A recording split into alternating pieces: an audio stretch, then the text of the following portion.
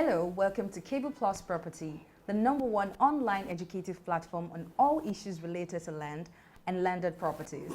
At Cable Plus Property, our aim is to ensure that Nigerians and non-Nigerians have at the tip of their fingers all information related to land acquisition, land procurement, planning, and documentation of landed properties. In this video, I'll be talking to another erudite scholar in the built environment, Town Planner Moses Ogunleye.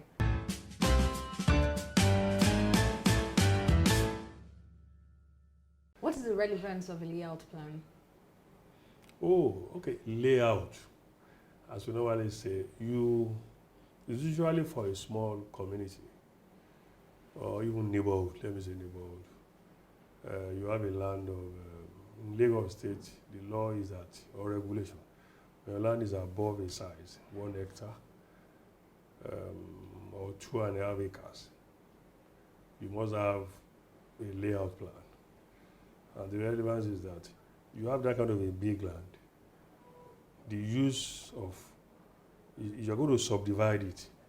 In that layout, you have a road, you have plots for various uses. So it is the layout that will say, this particular plot, this is what you can use it for. If you go beyond that, it will say, if you can build, you're going to build a house there, the layout will also tell you, this is the type of house that you can build. Oh, you can build a 4-floor structure. You can have a building of 4 family units. I mentioned 4 earlier. Or you can have more than 1 duplex. You can have 2 duplex, semi-detached. And it will let you know this is the house. Okay, less than 1 kilometer to the house. That will be primary school to show that. Then if we need to do a play area, it will let you have a play area. The one you can call it children playground. So everything will be there. It's not that you needed to buy, for those of us who are men, you need to buy a shaving stick. And you have to now take your car and travel 3 kilometers to look for a pharmacy or a store to buy. You need to buy a cream or a soap, the minutest of the household needs. You don't need to drive out, but you can. These are the things you can buy within your community. The road will have been properly set out so that nobody go build to block the road. Where there will be facilities will have been located. I was in a community, they were begging somebody to leave part of his own front area house to put the transformer, well, technically the substation, the transformer. But in a layout will have shown where you can put facilities. When we design, we call it utility center. So you can put the substation or the power something there. You can also put, if there's a water facility, you put it there. So everybody knows where it is. Not that you will put in generator or you will put in a transformer in somebody's property. So a layout is very important. In fact, it adds values to your land. If you are a developer, if your layout is not approved, it doesn't have value. So if I want to buy a plot from you, what I will ask you is that, do you have a layout? So I feel good that I live in an organized community. Layout will organize it. Road space, recreation area, residential area, even place of worship. You don't just put churches everywhere. Community mosque. Don't worry, it's a community mosque. No, a land will have been allocated for the mosque. And you don't need to build your mosque today or church. You build them gradually because you know that plot has been designated for mosque, and it makes our community efficient. To what extent has the Land Use Decree of 1976 assisted planning activities? Okay, you mean, it should be 1978.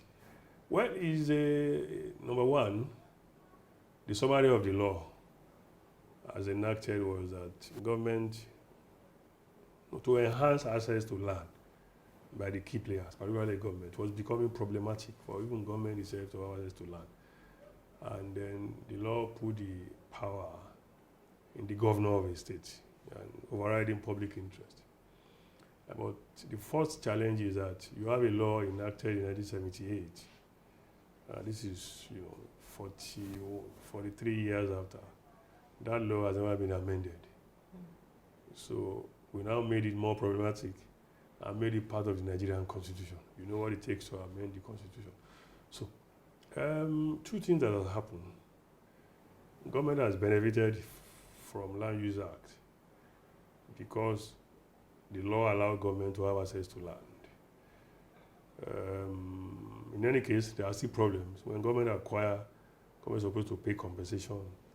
The land-owning families still, in many instances, create problem for government because they believe that you are taking our land. The law allows you, the law says you can take our land. Remember, it's for overriding public interest.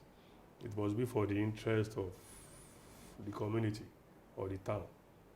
Build an hospital, build a road, expand a road, build a university, build a market, but not to take it and give it to a friend. So one of the challenge is that, to me, I said the Land Use Act allows for compensation, but the compensation allowed is not compensatory enough. I know government cannot pay you the exact value. Otherwise, all of us will tell government, come and acquire my land and give me money. In fact, government will be the best buyer. But that compensation is not compensatory enough. In fact, the procedure for rewarding people for compensating them, in fact, government will acquire your land, may acquire your land that you won't know. Yeah, government. So that process, some governors or government have not been following that process.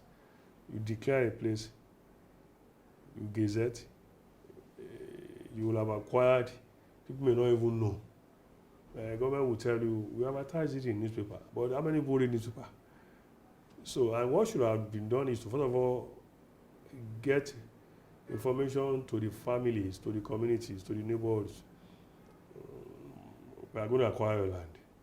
But then, I've seen government official who tells me, so you want us to go to community and tell you what to, they won't laugh at you, they will chase you out of the land. So, but for some private developers too, they are benefited from Land Use Act. Government will acquire for a particular purpose. You now go back to government to buy. Government now give you allocation. But generally, there are problems in the administration of the law. The law needs to be amended, to be reviewed. But more importantly, even if you review it today, it is how we administer the law that matters. The law did not say governor should not sign CFO within 6 months. But we see people applying for certificate of occupancy, CFO, and they don't get the CFO in due time. We have applied for governor's consent. That's one of the requirements of the law, that you take years to. So there is the problem of land management, local administration. In all the states in Nigeria, though there are attempts by some states, I know Lagos is making an effort, but still, there are delays in getting proper land documentation within the shortest possible time. Those of us who are in consultancy, we know what we go through. So we want government to be more efficient, so that I don't see the Land Use Act being reviewed in a short time. So are you saying that it should not be of any assistance until it is reviewed? No, that's what we operate. There is a law. There is other aspect of administering that law, or if you want to say implementing that law.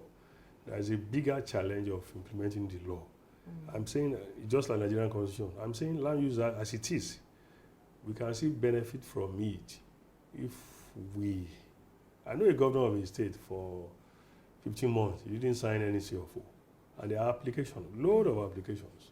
So that in itself is bad for investment, because certificate of occupancy shows that land is yours. You are the holder of that land. If you are doing business with a bank, it's a major collateral. So if I've applied and paid government fee, and a governor didn't sign, and we've told governors that you can't be signing CFO, you have other things to do. So delegate some people in the ESCO, particularly those who are commissioned, to sign for you. I know that happens in Lagos. Some governors have dedicated, they allow commissioner to sign on their behalf. But if the land is big and the governor needed to know what is going on, the governor should know maybe anything above half an hectare, 5,000 square meters. But if it's just one land in a corner, not even in a corner, he may not bother himself with saying, because you can have volumes, particularly in a place like Lagos where applications are many. So how many applications would the governor be signing? You know. Okay, what is an approval order and what is the relevance of the approval order to development? It's like a guide. It's a guide for implementing we mentioned layout before.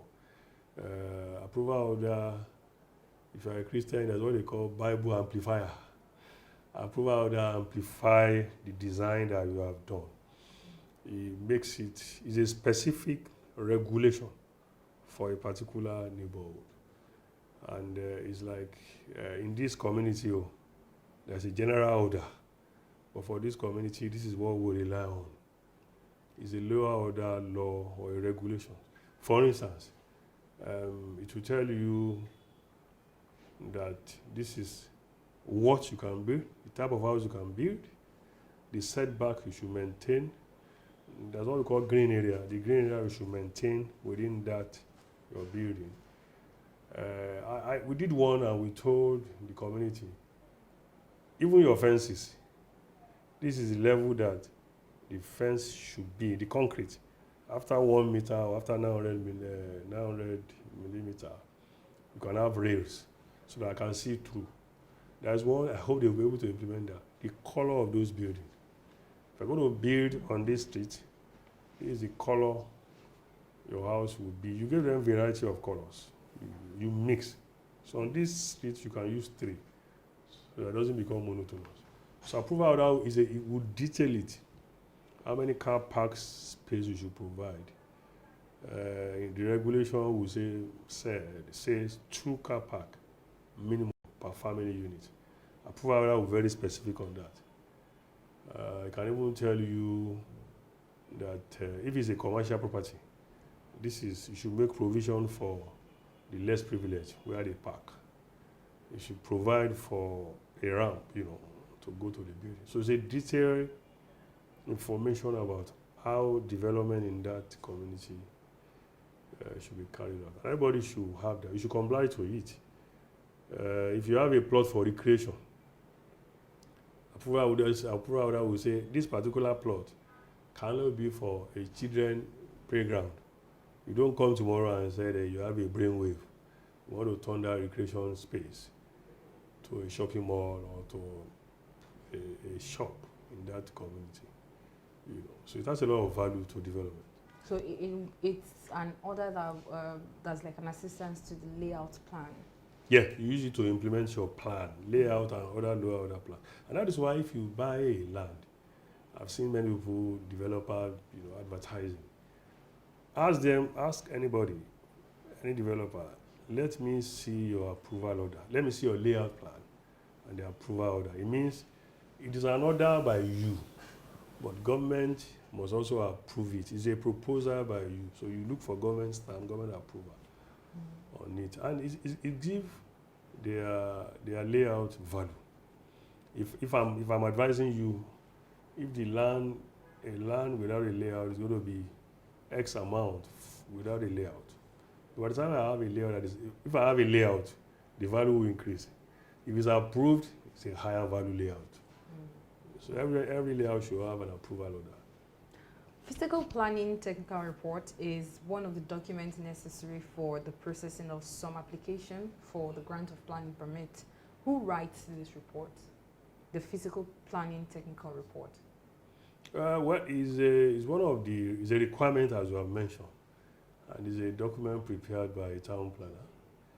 The town planner will evaluate that design, usually for projects. It could be commercial, it could be residential, even for public buildings. The law says there should be physical planning report for public buildings. A radio station owned by government, an hospital owned by government. You should look at the drawing, the design, evaluate it, look at the neighborhood where that property is going to be, and discuss issues around it, get some data. Okay, you have a property. What is your plan to have water in that property? Of course, your building is not complete if you don't have a provision for water. It won't serve you rightly. Then you have, where is your waste? How are you managing your waste? What is your access? If it's a bigger building, do you have just one access? What are you? Then how do you relate your property with other property around the place? If you have a fence that you are putting, what is the line of your fence? I hope you are not going to block anybody. Then you also look at the design, the project, vis-a-vis planning requirements. Okay, number one, I'm building a shopping facility. Does it fit to the proposal for that plot? If I'm supposed to build a shopping facility, can I also build a bank?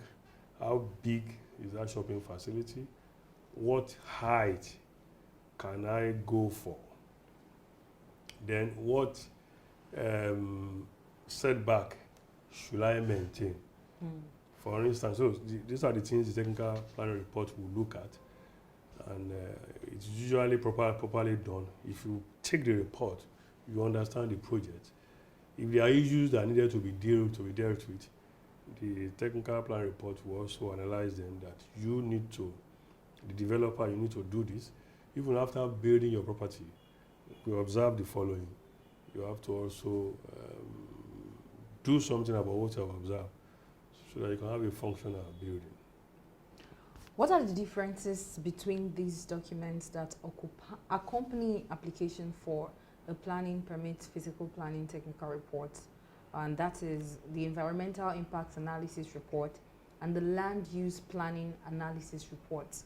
What are the differences between these documents? Well, they have similarities. They also have differences. Let's look at the differences first.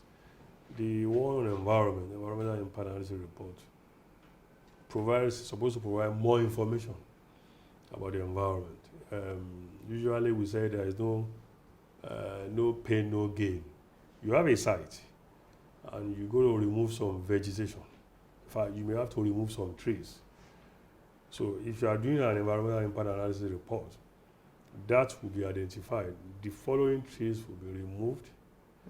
It will also say what you should do, because we know the valuable trees will have added to the environment.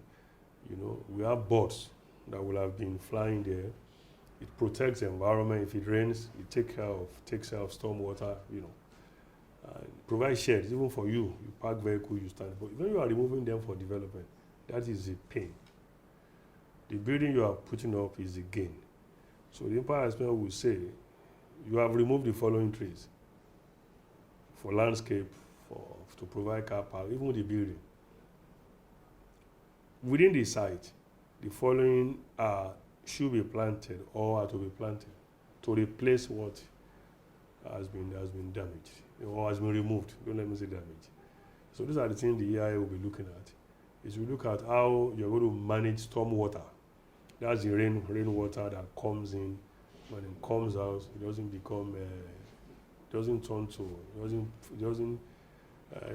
to flood or even cause some erosion. But if you are looking at land use, the emphasis will be on land-related matter. For instance, what is around you? How complementary are they? How compatible are they? If somebody is doing, there's a furniture company around me, doesn't have so much nuisance, that will be noted. But if by error there's a poultry around where you are building a residential development, the land use planning report will identify that and note it. Ordinarily, a poultry ought not to be in that kind of a place. It will tell you the density of development, what is predominant in that area, nature of development, residential, you know, and it will provide information for you. Even you as the owner of that property, the land, you'll be amazed when you see the report. See so much have been done about our property, and then it helps to look at the environment. Even when you are buying your land, you only go to that street and move on. But the land use plan analysis report will provide information beyond your property. So if you care to read very well, you know what happened, number of schools around my property at some meters or even kilometers. As high as 2 kilometers around my property. No, some meters. 200 meters. Oh, 2 primary schools. There is a shopping center. There's a petrol filling station. You will know. Wow. So those are the value they bring to development projects. For a layman watching this video, what are the services a town planner can offer? Oh, so many. Let me start with the one we call advocacy or representation. Sometimes some of these don't look very technical. You better don't bother too much. Go and pay a town planner to do for number one. You need to get a planning permit, or the one many people know, a building planner approval. Approach him. He will help you to get a permit. He knows the issues. He knows the language. He will guide you on the requirement. Number two, you've done a layout, but you need to do a layout. His own area of core competency to do that layout for you. He will do the layout for you, guide you, advise you. Two things: you could do a layout and not get approval. You are still playing. But when you get a layout, you take it to government. This is what the town planner has done. So it's the one that also take it to government on your behalf. He's representing you, defend the work, get it approved, and give it to you. He will also guide you when you are implementing the plan. Then the other aspect where the town planner will also assist you, when you are even getting a land, when you are buying the land at that point, it should be your chief advisor. You don't go and buy a land that the only thing you can do there is residential, and you paid. Town planner, can I see you? You paid, you finish the negotiation, and you now say, I want to build a school in the memory of my dad, St. Michael School. And I said, give me the survey plan, show me the location. No, now, you can't build there. You can only build a residence here, not a school. Or you can't build anything here. This is government land. So if you consult a town planner before you even start the negotiation, he or she will tell you. So I'm going to talk more at the micro scale also. As an individual, you have a land. You are not sure what to use it for, or what you are sure, but you don't know to what extent you can achieve that dream. What can I build on this 1,000 square meters of land? He will advise you on what you can build. He will know ab initio. This is what you can build. Then he can also assist you on the value of your land. He's the one that will know that if it's possible for you to build a 6-unit structure here, then this is your value of land can command. And through that, you benefit from his services. Then beyond small development, is the one that is in charge of preparing what we call higher order plan. If they say Ikeja is well planned, it's because the town planner has worked on it. There is a Ikeja GRA plan, there is a Badagry plan, there is even all over Nigeria. And if you say Abuja is well planned today, it's because the town planner has worked on it. There is what we call the broader plan. There's also the detailed plan. So if a town planner plan a city at broad level, at higher order level, you now come to the details of those plans. If you are looking at a plan for a part of Abuja, you won't see your plot. When you are looking at a smaller plan, the one you can call layout or a district plan, then you will see your plot. Oh, this is my plot, the one in my name. So, Do you think a low-class person can afford the services of a town planner? Of course. Because your explanation, he is basically carrying the burden of the land acquisition, the planning, even the implementation of the plan. If you are building a property, if you are able to afford, if you are able to pay for a land, then you should be able to afford the service of a town planner. Yeah, if you are able to gather money and pay for a land. For instance, even if you are not benefiting that, assuming it's a cooperative society, you bought a land and you want to build a small community. That cooperative society will pay on your behalf because it will spread the cost in a way that all members, you will pay something less because the town planner has done the job for maybe 200 member or 500 member association. So invariably, the X amount of naira that the town planner will charge will be spread over the 500 member, all the 500 members of that club. So because if you buy a land, you're also supposed to do the design as an architect has to design for you. You pay for materials to build the property. So you cannot be saying that what I will charge as a town planner will be high. You should be able to afford my service. After all, you are able to buy a land. So that's the way I will look at that. Thank you very much for watching. Don't forget to follow us on Instagram at Cable Plus Property, like our Facebook page at Cable Plus Property, and also like this video and subscribe to our YouTube channel at Cable Plus Property. Till we come your way again, this is Cable Plus Property.